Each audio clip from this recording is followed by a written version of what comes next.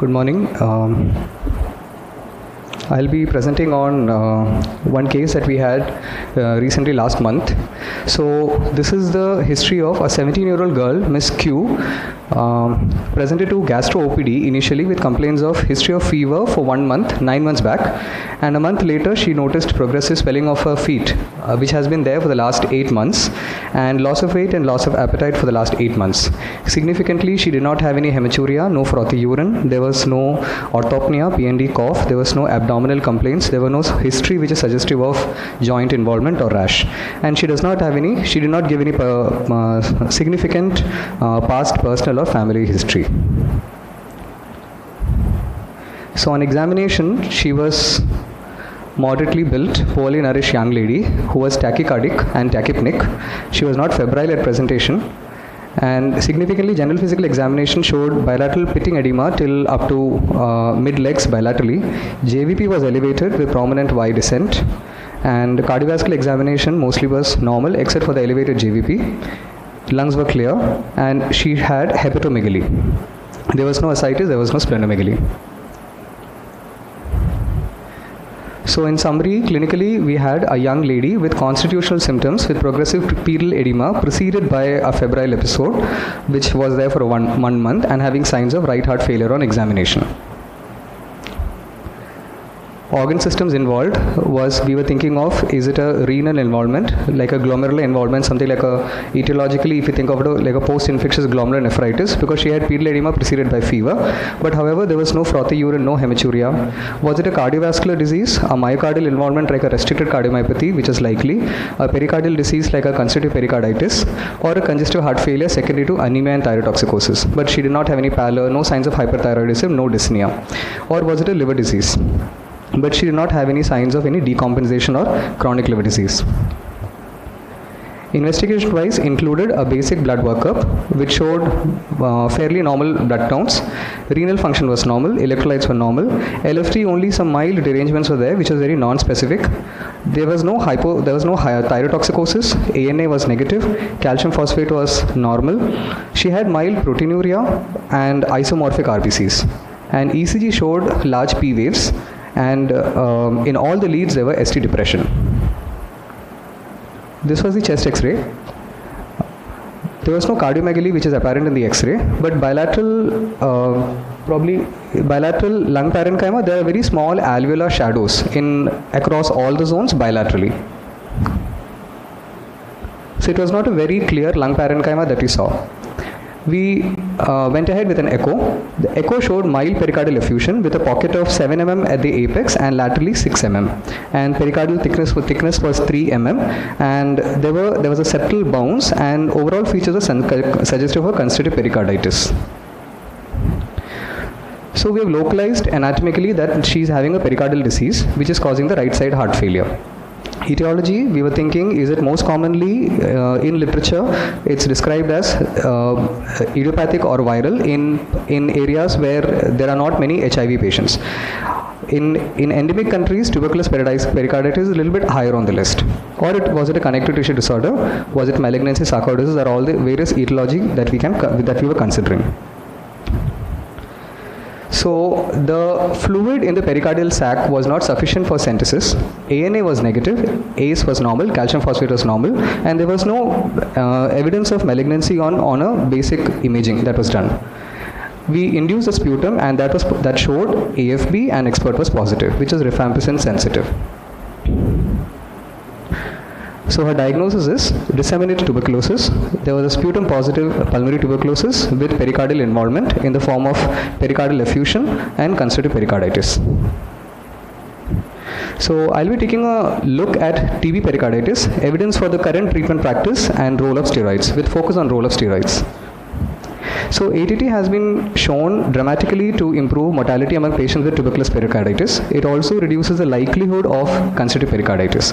Now ATT for treatment of tubercular pericarditis actually toes the same line as that of pulmonary TB, only that there can be a different regimen when there is a co-infection with HIV virus or there is a drug-resistant TB. The regimen is we give them a 11-week course of prednisolone in a tapering manner in patients who do not have HIV infection, and there's a shorter course of 6 period for those who are HIV positive. So there's a meta-analysis from 1992 to 2005 of involving 160 studies, out of which only 4 were clinical trials, which included nearly 3,500 patients with TB pericarditis who did not have constitutive pericarditis. And significantly, this study does not mention how many of them were HIV and non-HIV patients. So this was the broadly how the studies were. There were a total of 54 case reports, 76 case series, and there were diagnostic tests of diagnostic studies of 26, and 4 clinical trials were there. Overall there were 160 studies across this timeline. What this meta-analysis found was that there was no significant effect of adjunctive corticosteroids on the primary composite efficacy of mortality. The relative risk was 0.5 and the p-value was not significant. Similarly, there was not much change over the risk of developing cardiac tamponade in patients who are receiving steroids as opposed to those who are not. However, the incidence of constitutive pericarditis was significantly reduced by adding steroids to the patient with TB pericarditis. It was 4.4% incidence in those who did not receive who received corticosteroids against 7.8%, which is clinically significant. So the inference from this meta-analysis that we can take is that patients who have tubercular pericarditis without constitutive pericarditis, there is no reduced mortality nor incidence of tamponade with steroids. However, there is a lesser risk of development of subsequent constitutive pericarditis. Now, what about those who have constitutive pericarditis? So this was an RCT which looked at the same basically TB pericarditis patient who had constitutive pericarditis. So this involved 143 patients, fairly low number in South Africa, and there were arms randomized to those who received the steroids and those who didn't. And if you see across 24 weeks, there was nearly 85% of the patients who received placebo showed good resolution of the constitutive pericarditis, as opposed to nearly 95% those who received steroids. And this difference was statistically significant. So 94% of those who received steroids had improvement in the constriction, whereas 85% in the placebo group, and the p-value was significant.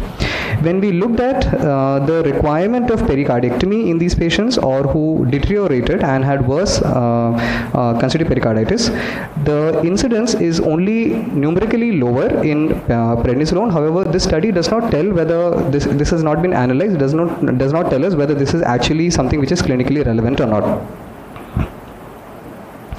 So this study showed that adding steroids leads to faster recovery from constitutive pericarditis.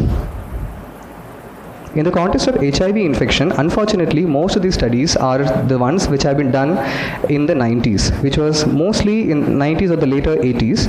So this was mostly in the pre-HIV era, and they are quite old. So the pathogenesis, what we understand is that by adding steroids to treatment in constitutive pericarditis, actually the steroids are bringing down the inflammation. So it is hypothesized that because the inflammation is reduced, the amount of fluid accumulation in the pericardial sac will be reduced, which logically would lead to faster clinical resolution. However, in HIV patients, the amount of inflammation is much lower, which is why it is hypothesized that probably there is lesser benefit in patients who have constitutive pericarditis, TB pericarditis with HIV co-infection. But this area particularly lacks studies, and we need more clarity on how useful steroids are in a patient with TB pericarditis with HIV co-infection. With respect to pericardiectomy, there is lack of pooled data here also, and there is conflicting evidence on pericardiectomy for all patients with TB pericarditis and constitutive pericarditis over a more conservative management with a trial of ATT and then not giving it. So there are different studies which show different outcomes. A trial of, there is a particular RCT in a Canadian study which showed there were 16 patients, out of which only 4 subsequently required pericardectomy, whereas the remaining 12 were successfully managed medically. They were given a trial of 4 to 8 weeks of ATT, and so based on this, a trial of ATT initially for a patient who has congestive pericarditis may be tried for such patients. So earlier intervention is, however, warranted for the patients who have calcific changes. So overall, if we sum it up, a patient who has TB pericarditis, we can look at them in 2 ways. One is that do they have HIV or do they not have HIV? If they are non-HIV, then steroids do have proven benefit. If they have HIV, then steroids are a part of regimen, a shorter regimen, but probably they have lesser role, lesser benefit, and we need more studies in that area. We can also look at TB pericarditis with respect to the presence and absence of congestive pericarditis. If there is no congestive pericarditis, from the studies that we have, we know that there is a benefit in the form of lower incidence of subsequent congestive pericarditis. And those who do have congestive pericarditis, there is benefit in the form of faster recovery. Take-home message is that TB remains an important and quite a common cause of pericardial disease in endemic countries like ours. Demonstration of NTB elsewhere in the body, like in my patient, where we had a sputum positivity and we could not tap the fluid, and our response to ATT, which in a patient who has a long-standing pericarditis, which is not self-limited, can be appropriate to call it TB pericarditis. However, the definite diagnosis will be always a microbiological isolation. Thirdly, steroids reduce the incidence of congestive pericarditis, and they hasten the clinical improvement in those who have congestive pericarditis. And role of steroids is debatable in HIV infected patients. However, it is still a part of the treatment regimen. My patient was started on steroids, tapering dose of steroids, and with that, subsequently she's finished it. We have given her a trial of ATT now, and she's nearly finished 2 months, and we will see how the response is further. But she's gained some weight, her appetite has improved. Thank you. Any questions or comments? The next presentation by Medicine 2.